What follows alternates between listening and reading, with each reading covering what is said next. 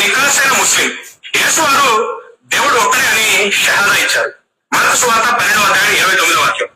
ఓ ఇజ్రాయేలు వినుము, మన దేవుడైన ప్రభు అద్వితీయుడు. యేసు నిత్యం ఆ ఒక్క దేవుణ్ణి వేడుకుంటూ అంటే ప్రార్థన చేసేవారు. మార్కు సువార్త 1వ అధ్యాయం 35వ వాక్యం. యేసు పెన్నలకాని నిద్రలేచి అరణ్య ప్రదేశాలకు వెళ్లి ప్రార్థన చేశాను. అదేవిధంగా యేసు వారు సున్నతి పొందారు.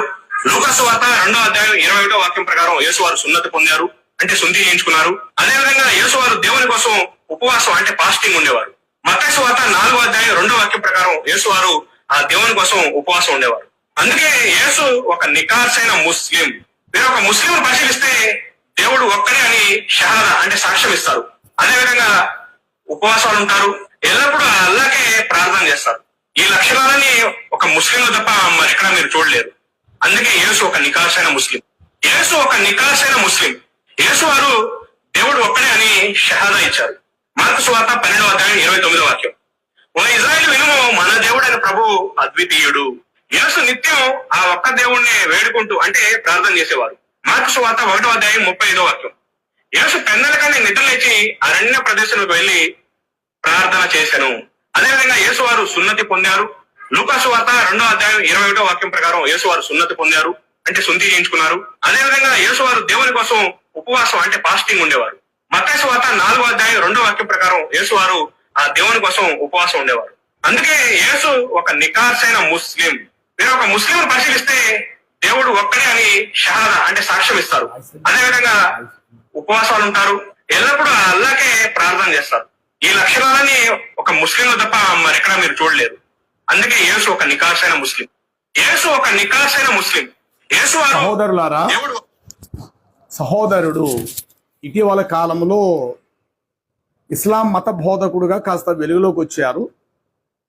మీతో కూడా చాలా దినాలైంది బైబిలు ఖురాను ఈ రెండు విషయాల కోసం మీతో మాట్లాడుతూ.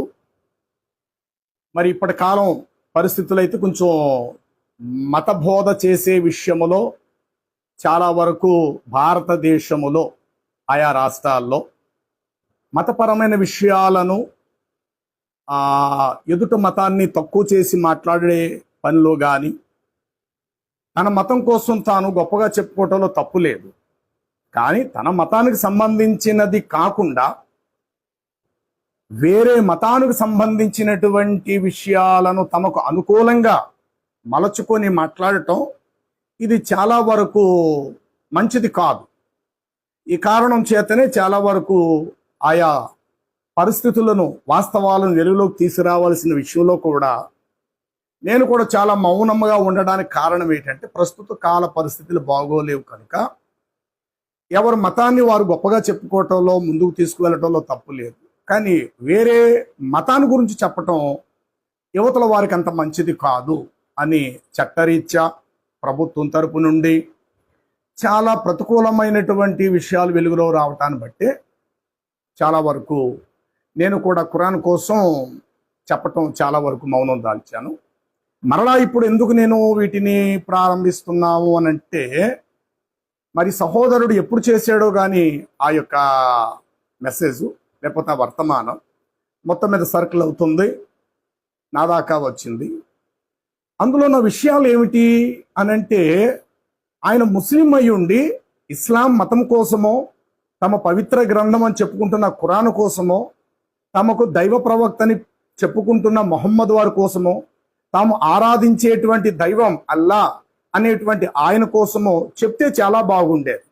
తమ జాతి ప్రజలు తమ తాలూకా మతస్థులు ఆ విషయాలను కాస్త వారు విని కాస్త సంతోషించుండేటువంటి వారు. కానీ సహోదరుడు పూర్తిగా బైబిలును గూర్చి యేసుక్రీస్తు వారిని గురించి మాత్రమే చెప్పుచు తద్వారా 4 రూపాయల డబ్బులు తన జేబులో వేసుకునే ప్రయత్నంలో ఉన్నాడని ఈ విషయము క్రైస్తవులకి అర్థమవుతుంది.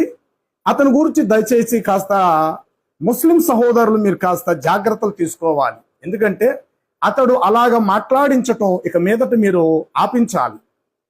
అలా మాట్లాడిస్తే గనుక ఖచ్చితంగా మతాలు సంబంధించిన వాటిలో చాలా విభేదాలు, తర్వాత చాలా స్థాయికి చాలా ప్రతికూలమైన పరిస్థితులు ఎదురవుతాయి.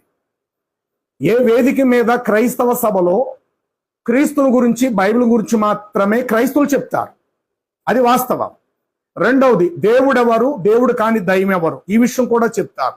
దేవుని నమ్మండి, నిత్య జీవం పొందండి, శైతాన్ మార్గంలో ఉండకండి. ఇది ప్రతి క్రైస్తవుడు, ఆఖరికి నేనైనా సరే అలాగే బోధిస్తాను. కానీ పబ్లిక్ లో ఎక్కడా కూడా యేసును గురించి చెప్పే సందర్భంలో ఇతర మతాల గురించి చెప్పటం అనేటువంటిది మంచిది కాదు. ఇది నా అభిప్రాయం, అనేకుల అభిప్రాయం.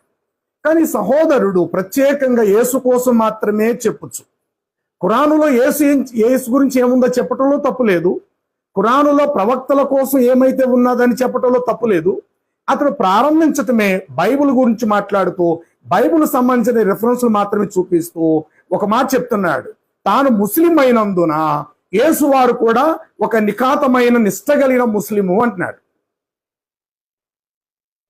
చెప్పేటువంటి వాడు ముస్లిం అయి ఉన్నందున యేసు వారు కూడా ఒక నిష్ట కలిగిన ముస్లిం అంటున్నాడు. ఈ మాట ప్రపంచం ఏ క్రైస్తవుడు ఒప్పుకోడు. అతడు చెప్తున్న పదాలన్నీ తెలుగు. ముస్లిం అనేటువంటి పదం మాత్రం అరబ్బిక్ వర్డ్. ముసల్మాన్, ఇస్లాం, అల్లా, ముహమ్మద్, ఈ పదాలు వేరు వేరు భాషలకు సంబంధించినవి కాదు, పూర్తిగా అరబ్బిక్ లాంగ్వేజ్, అరబ్బిక్ భాషకు సంబంధించినటువంటి పదాలు అది. అతడు యేసుక్రీస్తు ముసల్మాన్ అని అన్నప్పుడు తెలుగులో మాట్లాడుతున్నప్పుడు ఆ ముసల్మాన్ అనే పదానికి అర్థం ఏంటో చెప్పాలి కదా. తెలుగులో ముసల్మాన్, ముస్లిం అనే మాటకు అర్థం విధేయుడు. ఈ మాట చెప్తే బాగుండు. అతడు యేసువారు కూడా ఒక విధేయుడు. యేసు ప్రభువారు మొదలగు ప్రవక్తలందరూ కూడా ఈ భూమి మీద విధేయత చూపించారు అని అంటే బాగుండు. అతడు ఒక నిష్ఠగల ముస్లిం అంటున్నాడు. ఈరోజు ముస్లిం అంటే ప్రపంచానికి నెత్తి మీద టోపీ, దట్టమైన గడ్డం.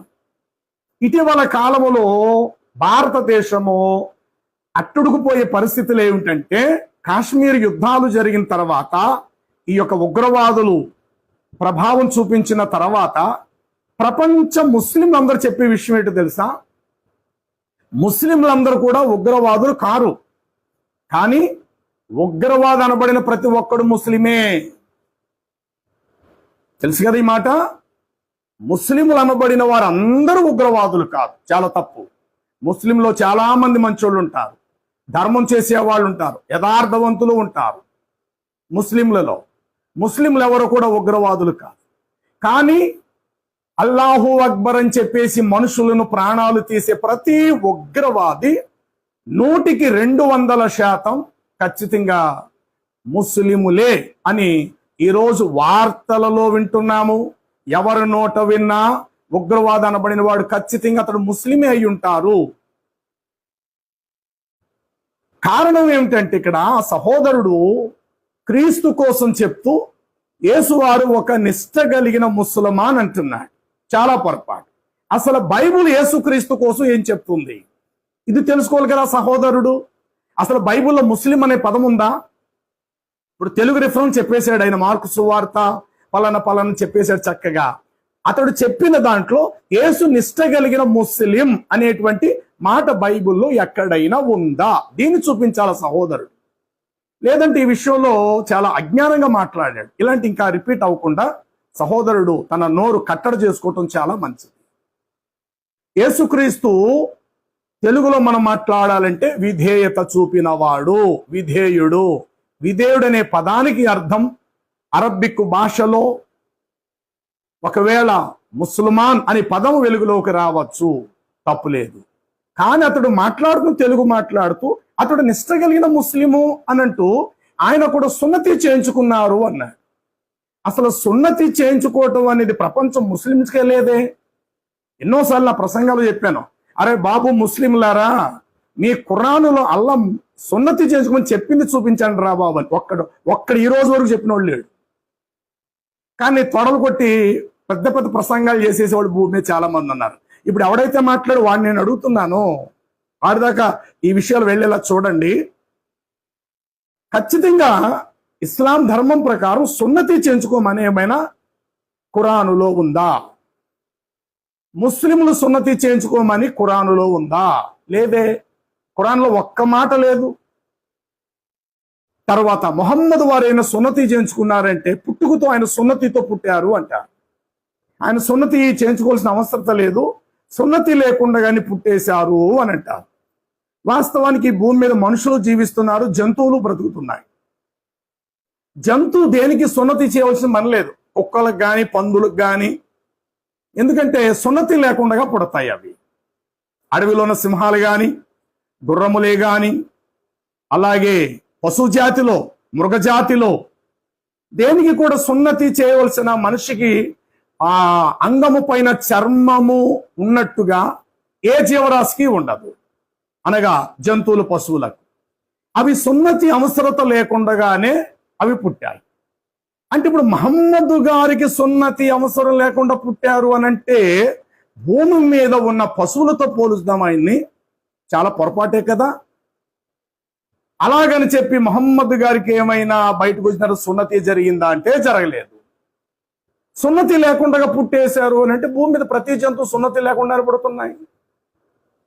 వాటి అంగము బయటకు వచ్చినప్పుడు వాటి పైన చర్మం ఉండదు కదా. వాటి అంగము బయటకు వచ్చినప్పుడు వాటి పైన చర్మం తోలేం ఉండదు కదా. మరి మహమ్మద్ గారు కూడా అలాగే పుట్టారంటే ఇప్పుడు ఆయన్ని ఎలా అర్థం చేసుకుందాం? అసలు ఖురానులో ముసల్మాన్లు సున్నతి చేయించుకోమని ఉందా? లేదు. వారు పాటించేది కేవలం బైబిల్ని పాటిస్తున్నారు. ఒకటి, ఆమీన్ అనేటువంటి పదము కేవలం బైబిల్కి సంబంధించిందే. చేతులెత్తి ప్రార్థన చేయటం బైబిల్కు సంబంధించిందే. సహోదరుడు బైబిలు బైబిలు బైబిల్ అని చెప్తున్నాడు. వాస్తవానికి ఆయన చెప్పవలసింది ఇంజీల్ అనే దాంట్లో చెప్పాలి. ఖురానులో ఎవరైతే ముస్లింలు అల్లా దేవుడు అని నమ్ముతున్నారో ఆ అల్లా దేవుడట అబ్రహాముకు గ్రంథం ఇచ్చాడట. మరి ఆ గ్రంథం కోసం సహోదరుడు తెలియదేమో. ఇబ్రాహీముకు నేను ఒక గ్రంథము నొసంగితిని అని ఈ ఖురాన్లో ఉంది. మూసాకు నేను ఒక గ్రంథము నొసంగితిని, దాని పేరు తౌరాత్. తౌరాత్ పాత నిబంధన పంచగ్రంథాలు. ఇవి మూసాకి ఇవ్వబడింది. ఇబ్రాహీమునకు మేము గ్రంథం వసంగితిమి, దాహూదునకు మేము గ్రంథము నొసంగితిమి, అలాగే యాహియా యోహాను గారికి గ్రంథము నొసంగితిమి, ఈసా యేసు వారికి మేము గ్రంథము నొసంగితిమి, దాని పేరు ఇంజీల్. ఎవరి తెల్లారితే ముస్లిములు Bible Bible Bible Bible Bible అంటారు. అసలు బైబిల్ ఎవరు రాశారు అని అంటే ఆది కాండము నుండి ప్రకటన గ్రంథము వరకు ఇజ్రాయేలీలకు సంబంధించిన గ్రంథం. మోషే రాసిన పంచగ్రంథాలు. మోషే ఇజ్రాయేలీయుడు. అలాగే మోషే తర్వాత వచ్చినటువంటి యెహోషువ, ఆ తర్వాత ఏమో సమూయేలు, ఇలా చెప్పుకుంటే అనేక మంది ప్రవక్తలు వెలుగుకు వచ్చారు.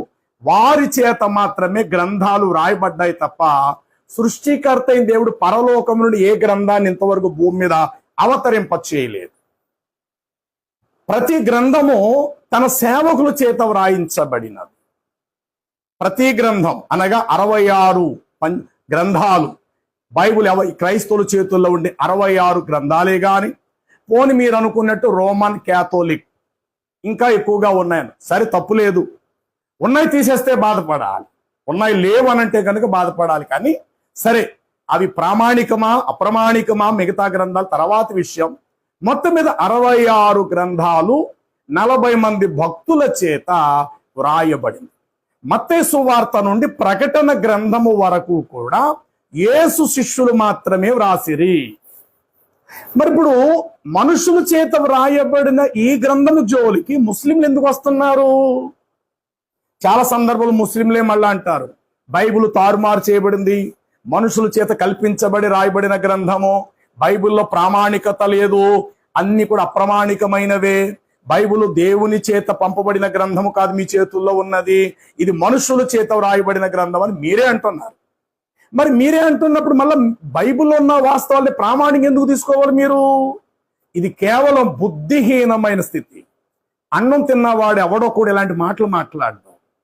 నేను అడుగుతున్న ముస్లింలకు, మీ అల్లా ఈసా ప్రవక్త గారికి ఇచ్చిన గ్రంథం పేరేంటో మీకు తెలుసా? మీ ఖురానులో రాయబడినది ఇంజీల్. ఖురాను 5:46-44 నుండి మేము ఈసా ప్రవక్త గారికి మేము ఇంజీల్ ఇచ్చామనేటువంటి మాట ఖురాన్ 5:44-47లో చెప్పబడింది. అంటే యేసుకు సంబంధించిన గ్రంథం మీ ఖురాను ప్రకారంగా ఏ గ్రంథం అంటే ఇంజీల్. కాబట్టి ఇప్పుడు మీరు ఏదైనా చెప్పాలంటే యేసు వారి కోసం ఇంజీల్లోని చెప్పాలా, బైబిల్లోని చెప్పకూడదు. బైబిల్ యేసు శిష్యులు రాసిన గ్రంథం అనగా క్రొత్త నిబంధన. ఇక పాత నిబంధన మలాకీ గ్రంథము వరకు కూడా ప్రవక్తల చేత వ్రాయించబడిన గ్రంథాలు.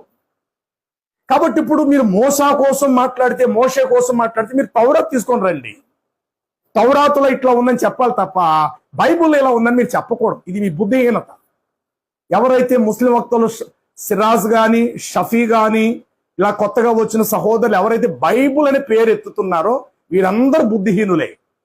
ఎందుకంటే అసలు నీ గ్రంథంలో ఉన్నదేదో నీకు తెలియదు. మరి మీ అల్లా చెప్పేశాడు కదా ఇంజీల్ పంపించాను, మరి ఎక్కడుందో వెతకండి. ఇప్పుడు ఖురాను 19:19లో కూడా ఈ మాట వ్రాయబడినది. ఆయన ఉయ్యాలలో ఉన్నప్పుడు సహితం మేము ఆయనకు గ్రంథం ఇచ్చాం. 19:27 నుండి 33 వరకు ఉయ్యాలలో ఉన్నప్పుడు ఈసా ప్రవక్త గారు మాట్లాడారు. ఆ మాట్లాడిన గ్రంథం అసలు ఎక్కడుందో మీరు వెతకాలి. ఇంజీల్ అనే గ్రంథం మీరు పట్టుకురావాలి, ఇంజీలను చూపించాలి.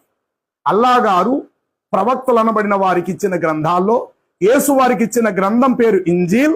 ఇదిగో ఈ ఇంజీల్లో ఇట్లా అల్లా చెప్పారు, యేసు వారు ఇలా జీవించారనేది మీరు ఇంజీల్లోంచి చూపించాలి తప్ప బైబుల్ క్రొత్త నిబంధన మత్తయి, మార్కు, లూకా, యోహాన్ ఇందులోంచి చూపించకూడదు. ఎందుకో తెలుసా? ఇది అపోస్తుల ద్వారా లేక ఆయన శిష్యుల ద్వారా వ్రాయబడిన క్రొత్త నిబంధన గ్రంథం. దీని జోలికి ప్రపంచ ముస్లిం అన్న అన్నం తిన్నవాడు ఎవ్వడు రాకూడదు. మీరు మాట్లాడాలి అని అంటే గనక ఇంజీల్ కోసం మాట్లాడాలి. ఎక్కడుంది ఇంజీల్? ఇప్పుడు ఇంజీల్ అనే గ్రంథము తెలుగు భాషలో మీరు తీసుకురండి చూద్దాం. ఇంజీల్ అనేటువంటి గ్రంథాన్ని, మీ అల్లా ఇచ్చిన గ్రంథాన్ని తెలుగు భాషలో ముద్రించి ప్రపంచానికి పంచండి. మీ ఖురాన్ పంచుతున్నారు కదా. ఖురాన్ 21లో మీ అల్లా చెప్తున్న మాట 10వ వచనం, దివ్య ఖురాన్లో నేను చెప్తున్నాను. మీ ఖురాన్ 21 సూరే అల్ అంబియా అనేటువంటి ఈ 21 10వ వచనములు అంటాడు, ప్రజలారా మేము మీ యొద్దకు ఒక గ్రంథాన్ని పంపాము. అల్లా చెప్తున్నాడు ప్రజలారా మేము మీ యొద్దకు ఒక గ్రంథాన్ని పంపాము, అందులో మీ ప్రస్తావనే ఉంది, మీ గురించి రాయబడింది, మీ ప్రస్తావనే ఉంది, అయినా మీరు అర్థం చేసుకోరేమిటి? ఈ మాట మీ ఖురాన్లో ఉంది. మరి మీ యొద్దకు ఒక గ్రంథాన్ని పంపామన్నప్పుడు ఆ గ్రంథము ఖురానే అని అన్నప్పుడు, తెల్లారితే ఖురాను కోసం మీరు మాట్లాడుతున్నప్పుడు ఇదే మీ అల్లా ఇంజీల్ కూడా పంపామని చెప్పారు, తౌరాత్ పంపించామని చెప్పారు, ఇబ్రాహీం గారికి గ్రంథం పంపించామన్నారు, యోహాను గారికి కూడా గ్రంథాన్ని మేము పంపించామన్నారు, దావీదు గారికి మేము గ్రంథం పంపించాను అన్నారే. కేవలం ముస్లింలు అనబడి మీ దగ్గర ఒక ఖురాను గ్రంథం ఉండడం ఏంటి? మీ అల్లా ఈ ఖురాను కాకుండా ఇంకా చాలా గ్రంథాలు పంపించారన్నప్పుడు ఆ గ్రంథాలు కూడా జాబితాలు, ఆ గ్రంథాలలో మీ అల్లా పూర్వకాలం ఏం చెప్పారో ఈ సంగతులు కనీసం మీకు తెలియాలి కదా. కాబట్టి ఇప్పుడు ఇబ్రాహీం గారికి పంపించిన గ్రంథం ఎక్కడుందో చూడండి. దానికోసం నేను మాట్లాడుతున్నాను. దయచేసి ఈ మాటలు జాగ్రత్తగా వినడానికి ప్రయత్నం చేయండి. ఖురాన్ 53లో 33, 55 వరకు ఇట్లా వ్రాయబడింది. మూసా ప్రవక్త గ్రంథములలోను, చూడండి, మూసా గారి అంటే మోషే గారి ప్రవక్త గ్రంథములలోనూ తన వాగ్దానాన్ని నెరవేర్చి తన నిజాయితీని నిరూపించుకున్న ఇబ్రాహీం ప్రవక్త గ్రంథములోను వివరించబడిన విషయాలు అని రాయబడింది మీ ఖురాన్లో. అంటే ఇబ్రాహీం గారికి ఇవ్వబడిన ఖురానులో మీ అల్లా చాలా చెప్పారట. మరి ఏవేంటో మీకు తెలుసా? అసలు ఇబ్రాహీం గారికి ఇచ్చిన గ్రంథం ప్రస్తుతం ఏ భాషలో ఉంది, ఎక్కడ ఉందో కనీసం తెల్లారితే తొడలు కొట్టేసి టోపీలు పెట్టి గడ్డలు పెంచి ముస్లిం వక్తలమని చెప్పుకుంటున్నా మీకు తెలుసా? అరే బాబు, తెల్లారితే మీరు బైబిల్ మీద పడటమే సరిపోతుంది మీకు. ఈసావారు సున్నతి చేయించుకున్నారు, ఈసావారు ఉపవాసం ఉన్నారు, ఆయన నిష్ట కలిగిన ముస్లిము అని చెప్పాడు. నీకు ముస్లిం అని? మరి ముస్లిం అంటే నెత్తి మీద టోపీ ఉండాలేమో కదా. మీరు పెట్టుకుంటున్నారు కదా టోపీ. ఇబ్రాహీం గారు టోపీ పెట్టుకున్నట్టు ఎక్కడైనా ఉన్నదా? మూసా గారు టోపీ పెట్టుకున్నట్టు ఎక్కడైనా ఉన్నదా? ప్రపంచ ముస్లింలు తల మీద మీరు టోపీ పెట్టుకుంటున్నారు. కానీ ఎక్కడైనా ఇబ్రాహీం, దాహూద్, అలాగే యూనాస్, యోనా, అలాగనే యాహ్యా, యోహాను, దాహూద్ వీళ్ళెవరైనా తల మీద టోపీ పెట్టుకున్నారా? పెట్టుకున్నట్టుగా గ్రంథాలలో ఏమైనా ఉందా? మరి తెల్లారితే టోపీ పెట్టుకుని గడ్డం పెంచుకుని మిమ్మల్ని మాత్రమే ప్రపంచం ముస్లిం అనుకుంటుంది. మరి మీ కోవకు చెందిన వారిగా పూర్వ ప్రవక్తలు ఎవరూ లేరే? అసలు వారు గడ్డం పెంచారా లేదా? తర్వాత నెత్తి మీద టోపీ ఉన్నదా లేదా? ఈ విషయాలు ఏమైనా కనీసం మీ గ్రంథాల్లో ఏమైనా ఉన్నాయా? పోనీ యేసువారు ఒక ముస్లిము, యేసువారు చెప్పారా నీకు నేను ముస్లింని? అంటే నెత్తి మీద టోపీ గడ్డం పెంచుకుంటే ఇక్కడ నుదుటి మీద నల్లగా మచ్చపడిపోయి నమాజ్ చేసినప్పుడు ఇలా ఉంటేనే మీరు ముస్లిం అని మీరు అనుకుంటున్నప్పుడు యేసువారి యొక్క నుదుటి మీద నల్లని మచ్చ పూర్వ ప్రవక్తలు ఎవరికైనా ఉందా? పూర్వ ప్రవక్తలు ఎవరు నెత్తి మీద ఈ మాత్రం వరకు టోపీ పెట్టుకున్నారా? గడ్డం పెంచారా? ఎక్కడైనా ఉన్నదా? ఈ విషయాలు మీరు బైబిల్ని చూపించటం కాదు, ఇబ్రాహీంకి ఇవ్వబడిన గ్రంథంలో చెప్పాలి మీరు, మోసాకి ఇవ్వబడిన గ్రంథంలో తౌరాత్లో చెప్పాలి మీరు, దాహూదుకు నాకు ఇచ్చినటువంటి జబూర్లో నుండి చెప్పాలి మీరు, అలాగే యోనాస్కి ఇచ్చినటువంటి గ్రంథము, యాహ్యాకి ఇచ్చినటువంటి గ్రంథము మొదలగు వీళ్ళందరికి ఇచ్చినటువంటి గ్రంథం, ఆఖరికి నుహు కూడా మీరు గ్రంథాన్ని ఇచ్చారట. ఆదాము గారికి కూడా ఒక గ్రంథం ఇవ్వబడినది. ఏంటండి మాటలు? వెతకండి. ఆదాము గారికి మీ అల్లా ఇచ్చిన గ్రంథం ఎక్కడుందో తీసుకురండి. అలాగే నుహుకి ఇచ్చిన గ్రంథం ఎక్కడుందో తీసుకురండి. దావూద్కి ఇవ్వబడిన గ్రంథం జబూర్ అనేది ఎక్కడుందో తీసుకురండి. యేసు వారికి ఇవ్వబడిన ఇంజీల్ అనే గ్రంథం ఎక్కడో తీసుకురండి. యేసు శిష్యులు రాసిన క్రొత్త నిబంధన అనే బైబిల్తో అసలు మీకు సంబంధం ఏంటి? మీరు ఏదైనా చెప్పాలంటే మీ ఖురానులో నుండి మీ మొహమ్మద్ యొక్క నీతి ఏమైనా ఉంటే, మీ మొహమ్మద్కి ఏమైనా భక్తి ఉంటే, మీ మొహమ్మదులో ఏమైనా కాస్తైనా కొంచెమైనా పరిశుద్ధత ఉంటే, మహమ్మదులో కాస్త ఏమైనా యథార్థత ఏమైనా ఉంటే ప్రజల్లో చెప్పండి. ప్రియులారా, మొహమ్మద్ వారు ఇంతటి నీతిమంతులు, ఇంతటి ప్రేమాస్వరూపుడు, ఇంతటి దయగలవాడు, ఇంతటి పవిత్రమైన వాడు, ఆయన ద్వారా మనం మోక్షాన్ని చేరుకుంటాము, ఆయనలో ఇంత నీతి, భక్తి, యథార్థత ఉందని ఇలాంటి ఏమైనా కాస్తైనా ఉంటే మహమ్మద్ జీవితం ఇవి చెప్పండి రా బాబు, ఇవి చెప్పండి. ఇవి వదిలేసి యేసు శిష్యులు రాసినటువంటి మత్తయి నుండి ప్రకటన వరకు ఈ గ్రంథాలతో అసలు మీకు పనేంటి? తర్వాత ఇజ్రాయేలీలకు సంబంధించిన ప్రవక్తలు రాసిన గ్రంథాలతో ముస్లింలు అనబడిన మీకు సంబంధం ఏమిటి? చాలా పొరపాటు. ఏదైనా మాట్లాడితే సమాజము ఈ మాటను హర్షిస్తాదా, తృణీకరిస్తుందని ఆలోచించి అవగాహన చేసుకుని మాట్లాడండి. మీ ఖురానులో ఏం రాయబడినది? తర్వాత 87 ఖురాను గ్రంథం 87లో 14-19 కూడా నేను చదువుతున్నాను, వినండి. అందులో ఏం రాయబడిందంటే, పరలోక జీవితమే మేలైనది, శాశ్వతమైనది. ఈ విషయమే పూర్వం వచ్చిన గ్రంథాలలోనూ చెప్పబడి ఉన్నది. అంటే ఇబ్రాహీమునకు ఇవ్వబడిన గ్రంథములోను, మూసాపై అవతరించబడిన గ్రంథాలలోనూ ఈ విషయాలే చెప్పబడినవి అని రాయబడింది.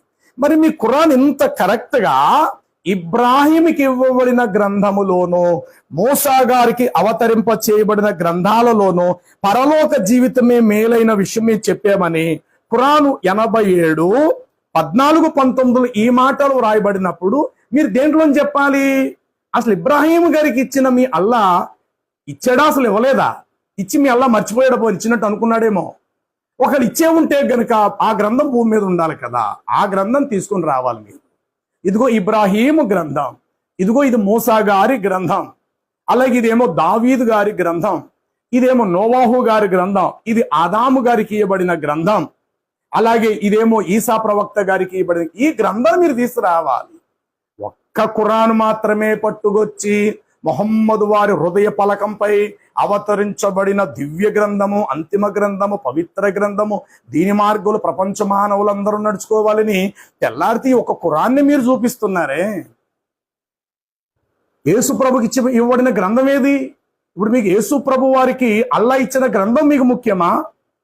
యేసు శిష్యులు రాసిన గ్రంథం మీకు ముఖ్యమా? జ్ఞానం ఉన్నవాడు గ్రహించండి. మీ అల్లా యేసు వారికి ఇచ్చిన గ్రంథం మీకు ముఖ్యమా? యేసుతో పాటు నడిచిన యేసు శిష్యులు రాసిన యేసు శిష్యులు రాసిన గ్రంథం మీకు ముఖ్యమా? కాస్త అవగాహన మీకు ఉండాలి కదా. మనుషులు రాసిన గ్రంథం మీకెందుకు?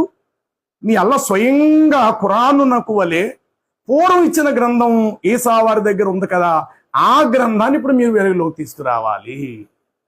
ఓ పక్క బైబిల్ ఏమో తప్పంటారు, బైబిల్ ఏమో ప్రామాణిక గ్రంథం కాదు, బైబిల్ తారుమారైంది, అది తప్పులండి. మరి తెల్లారి మళ్ళీ బైబిల్లోంచి చెప్పడం ఏంటి మీరు? ఇది చాలా అజ్ఞానం కదా. ఓ ప్రక్క అది సరైనది కాదు కాదు అంటూనే అందులోనే తలదూరుస్తున్నారు మీరు. మీలాంటి వాళ్ళని ఏమన్నా కలిపి చెరిపేటువంటి వారు, కత్తికి తేనె పూసినటువంటి మాటలు పలికేటువంటి వారని క్లియర్గా అర్థమవుతుంది. యేసువారు ఉపవాసం ఉన్నారు అన్నారు. అసలు యేసువారి జీవితం ఏంటో మీకు తెలుసా? కనీసం ఏనాడైనా పూర్తిగా బైబిల్ చదివి బైబిల్ ఉన్న వాక్యాలు వాస్తవ నిజమా కానీ ఏ రోజైనా ప్రార్థించి దేవుణ్ణి అడిగి తెలుసుకున్నారా మీరు? బైబిల్ ప్రకారం యేసు ప్రభు పరిశుద్ధుడు, బైబిల్ ప్రకారం యేసుక్రీస్తు సృష్టికర్త.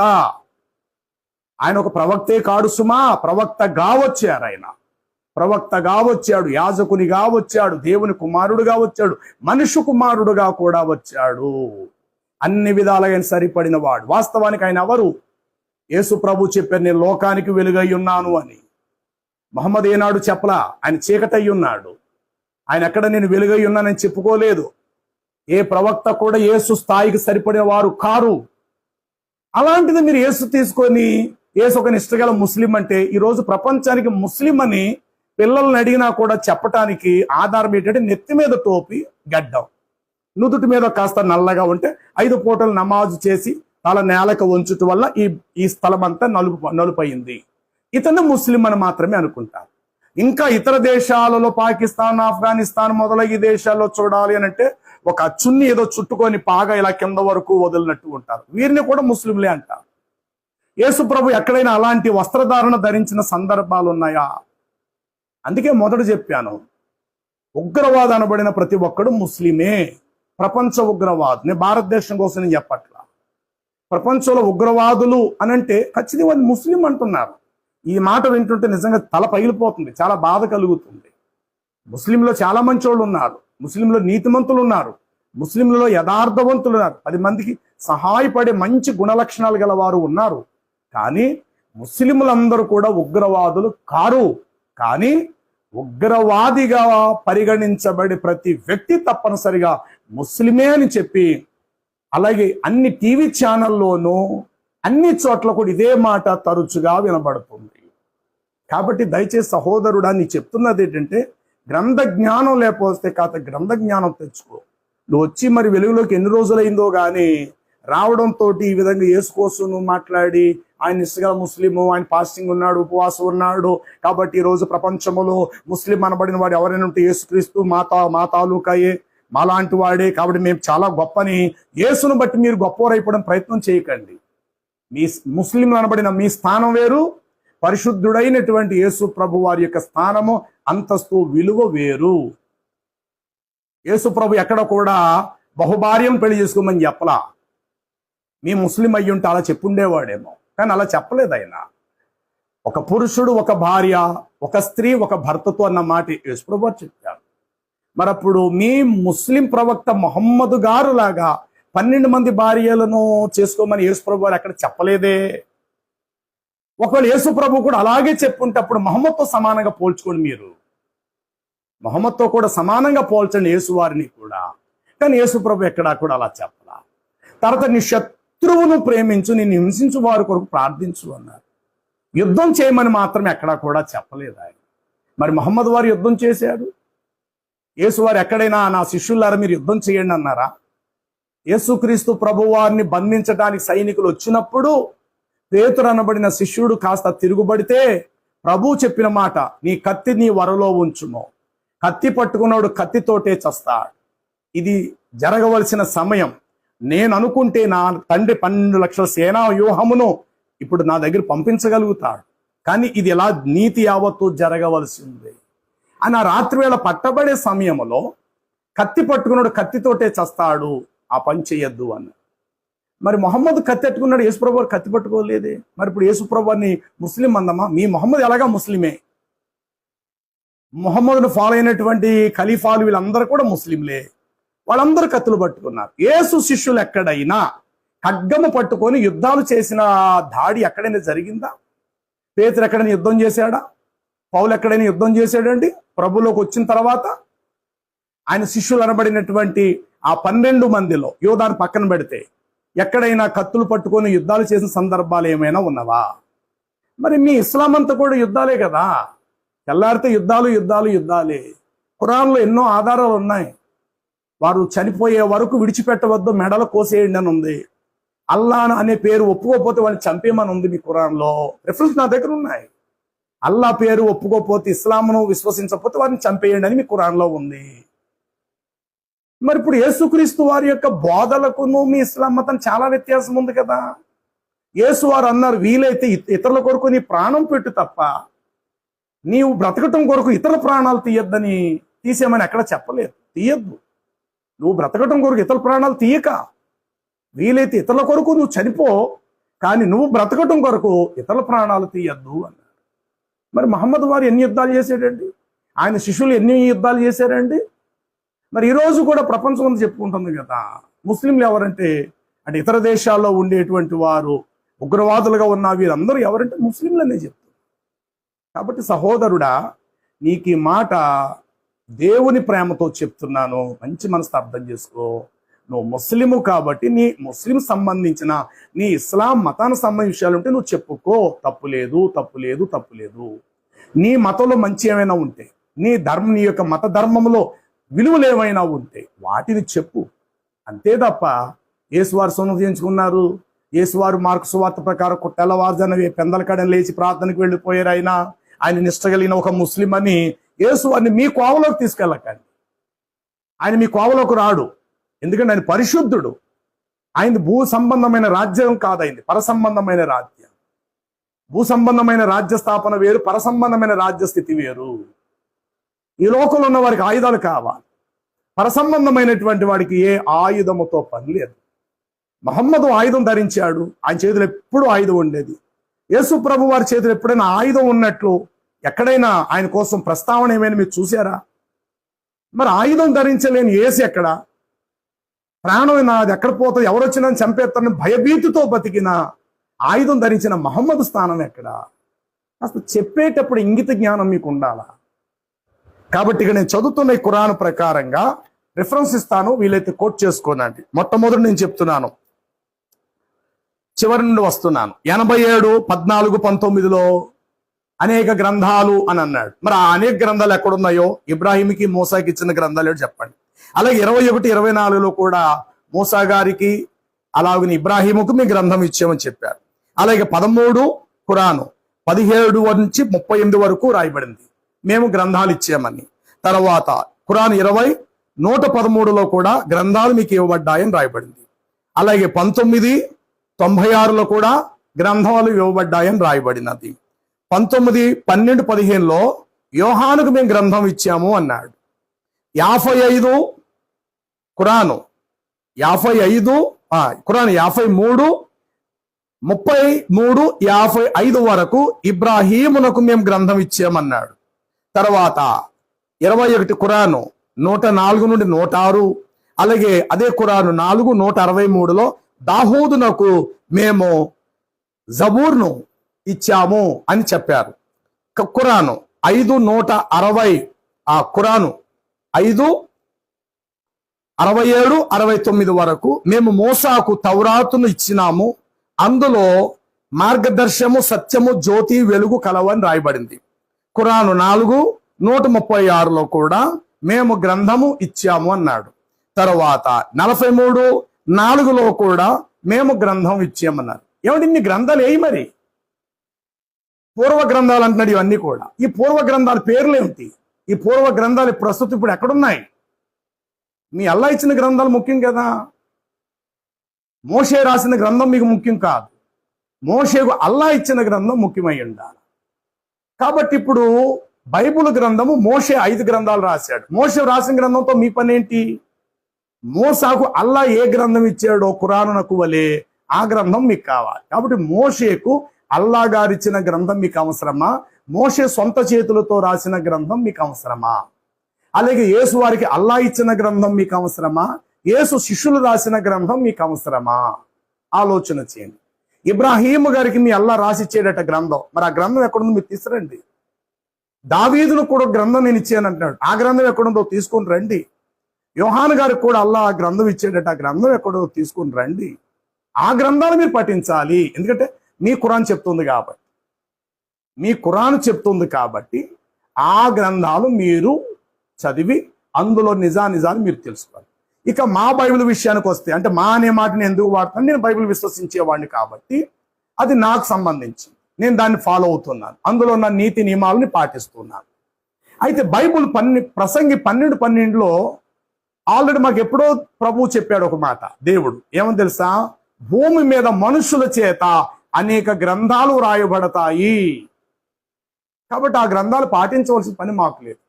మనుషుల చేత అనేక గ్రంథాలు రాయబడతాయి. ఇప్పుడు ఖురాన్ ఉన్నది, మొట్టమొదటి సూరాయే అల్ ఫతిహా, అది మొదలుకొని చివరి సూరే నాసిన్, చివరి గ్రంథం, మొత్తం 114 అధ్యాయాలు గల ఒకే గ్రంథం అని మీరు అంటున్నారు. దీన్ని చాలా మంది చెప్తున్నారు 114 వ్యక్తులు కలిసి రాశారు, అందులో ఒక గ్రంథం మొహమ్మద్ అనే పేరుంది, ఇబ్రాహీం అనే ఒక పేరుంది.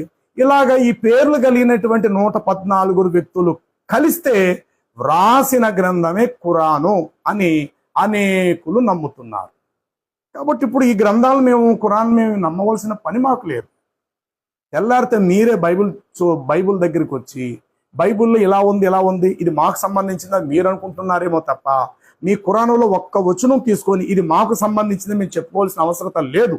ఎందు గురించి అంటే బైబిల్ పూర్తిగా ఖురాన్ కాపీ చేసింది. అనగా కొందరు వ్యక్తులు బైబిల్ ఉన్న విషయాలనే భూలోకులు ఇది కూడా ఒక దైవ గ్రంథం అని అనిపించుకోవటానికి ఖురాన్ అనేటువంటి గ్రంథాన్ని వెలుగులోకి తీసుకొచ్చారు. కాబట్టి ముస్లిమ్స్ వక్తలు అనబడిన మీకు నేను చెప్పే విషయం ఏంటంటే, దయచేసి మీరు ఎట్లాగా ఖురాన్ చదువుతున్నారు కాబట్టి ఇక మీదట మీ అల్లా మీ ఖురానులో చెప్పిన అనేక గ్రంథాలు అనేక ప్రవక్తలకు మేము ఇచ్చామన్నారు, ఆ గ్రంథాలు ఎక్కడున్నాయి వాటిలోంచి మీరు చూపించండి. యేసువారు ఇలా జీవించారు, అల్లా గారికి ఇలా ప్రార్థించారు. ఏమంటే అల్లా అనేటువంటి పదం ఎప్పటి నుంచి వచ్చిందండి? ఈసా ప్రవక్త గారు అల్లాకి నమాజ్ చేశారా? అసలు మాట అనడానికి అన్నం తింటున్నారా, అసిద్ధం తింటున్నారా? యెహోవా అనేటువంటి సృష్టికర్త అయినటువంటి తండ్రి దేవుడు బైబిల్ ప్రకారం. పూర్వ ప్రవక్తలందరూ కూడా యెహోవా నామముని ఆరాధించుతూ వచ్చిరి. తెల్లారితే మీరే అంటారు మీ బైబిల్లో ఉన్న యెహోవాయే మా అల్లా, కానీ మీ ఖురానులో ఉన్న అల్లా మా యెహోవాని మేము ఎప్పుడు చెప్పం. ఎందుకంటే అల్లా అనేది ఒక విగ్రహం పేరు. అల్లా అనేటువంటిది బయలు దేవతకు సంబంధించిన సంగతి మాకు తెలుసు. అందుకే మేము అల్లా అనేటువంటి పేరును మేము ఉచ్చరించాము. యెహోవా ఆయనే సృష్టికర్త, యావే అనగా ఉన్నవాడు అనువాడు అనేటువంటి వాడు దేవుడు. ఆయన నామముని మేము ప్రార్థన చేస్తాం. కాబట్టి సహోదరులారా, ఏదో మీకు గొప్ప రావాలని, గ్రంథాల మీద మంచి పట్టు మీకుందని 10 మంది దగ్గర అనిపించుకునే ప్రయత్నములో దయచేసి కలిపి చెరిపేటివంటిగా చేయకండి. మరలా నీ త్వరలో మీకోసం నేను చాలా చెప్పవలసి వస్తుంది. ఇప్పుడు చాలా సైలెంట్గా మౌనంగా ఉండి ఏదో మీరు చెప్పుకుంటున్నారు, మాది చెప్పుకుంటున్నాం. మరలా మీరు ఫోన్లు చేసి మీరు అలా చెప్పారు అక్కడ అలా లేదని ఇలాగా మీరు ఆ గెలుపుకోవటం అనేటువంటిది కరెక్ట్ కాదు. కాబట్టి మరలా రేపటి నుంచి క్రొత్త విషయాలు కూడా చాలా వరకు తెలియపరుస్తాం. చివరిగా నేను చెప్పేది ఏంటంటే, ప్రపంచం ముస్లిం సహోదరు, ముఖ్యంగా నా తెలుగు రాష్ట్రంలో ఉన్న ముస్లిమ్స్ వక్తలకు నేను చెప్తున్న విషయం ఏంటంటే, మీ అల్లా గారు మొహమ్మద్కి ఖురాన్ ఇచ్చారు, ఇది అలాగా ఖురాన్ మార్కెట్లో దొరుకుతుంది, సంతోషం. ఇదే విధముగా ఈసా ప్రవక్త గారు ఇంజీల్ ఇచ్చామని మీ ఖురాన్ చెప్తుంది కాబట్టి మీ ఇంజీల్ అనేటువంటి మీ అల్లా ఇచ్చిన గ్రంథాన్ని సంపాదించండి. కానీ యేసు శిష్యులు రాసిన కొత్త నిబంధన జోలికి మీరు రాకూడదు. ఎందుకంటే క్రైస్తవులకు సంబంధించిన గ్రంథం, మీ అల్లాకు సంబంధించిన గ్రంథం కాదు. అది ఇజ్రాయేలీల ప్రజలైనటువంటి యేసు శిష్యులు రాసిన గ్రంథం. కాబట్టి క్రైస్తవుల గ్రంథంతో మీకు పని లేదు, మీ అల్లాకు సంబంధించిన గ్రంథాలు మీకు కావాలి. అలాగే ఇబ్రాహీం గారికి మీ అల్లా ఇచ్చిన గ్రంథం మూసా గారికి ఇచ్చింది, యోహాన్ గారికి ఇచ్చింది, దావీద్ గారికి ఇచ్చింది, ఇబ్రాహీం అలాగే ఆదాము గారికి ఇచ్చింది, నోవాహు గారికి ఇచ్చిన ఈ గ్రంథాలు ఎక్కడెక్కడ ఉన్నాయో వాటిని వెతికి సంపాదించి వాటిని చక్కగా మన తెలుగు రాష్ట్రాల్లో ఉన్న వారికి తెలుగులో మీ ఖురాన్ నాకు వలే మరి తెలుగులో దొరుకుతుంది కదా ఈ ఖురాను, ఆ గ్రంథాలు కూడా చక్కగా తర్జుమా చేసి అప్పుడు ప్రపంచ మానవ జాతికి పంచిపెట్టి ఇది సత్యం, అల్లా ఈ భూమి మీద ఇంతమంది ప్రవక్తలు పంపించారు, ఇంతమందికి ఇన్ని గ్రంథాలు ఇచ్చారని మీ ఖురాను సంబంధించిన గ్రంథాలను మాత్రమే వెలుగులో తీసుకురండి. అప్పుడు మేము నమ్ముతాము, విశ్వసిస్తాము. అంతే తప్ప బైబిల్ క్రైస్తవులు రాసిన గ్రంథాలు, ఇజ్రాయిల్ ప్రవక్తలు రాసిన బైబిల్ గ్రంథం జోలికి మీకు అనవసరం కదా. ప్రేమతో చెప్తున్నాను, సరి చేసుకోండి. ఇక మీద మీరు ఏదైనా చెప్పదలుచుకుంటే ఇస్లాం కోసం మీరు చెప్పండి. ఓకేనా? మంచిది.